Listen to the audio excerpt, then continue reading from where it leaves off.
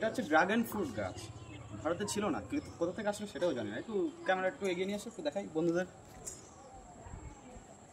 এ হচ্ছে dragon fruit, এই যে বেরোচ্ছে আরও।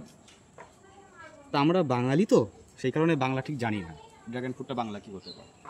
তা পোদ্দার কাকু যেহেতু আমাকে খিস্তি মেরেছিল আগের দিনকে হালকা করে, আই ডোন্ট মাইন্ড, হালকা মানে আমার একটু চাটতে ইচ্ছা করছিল। তা পোদ্দার কাকু না জেলে, মানে সরি ছেলেটা জেলে আছে।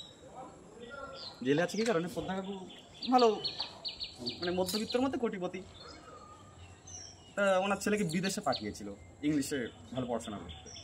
তা বিদেশ থেকে যখন এসেছিল, আসার পরে পাড়ায় হঠাৎ করে চুরি হয়েছিল বড় সড়, বেশি না, কেজি খানেক সোনা গয়না টয়না চুরি হয়েছিল।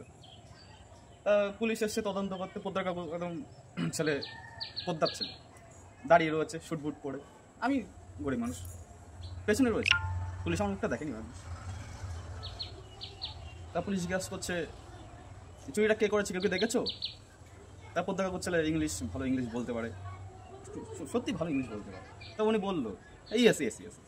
তা পুলিশ মনে করলো তাহলে ছেলেটা হয়তো কিছু জানে।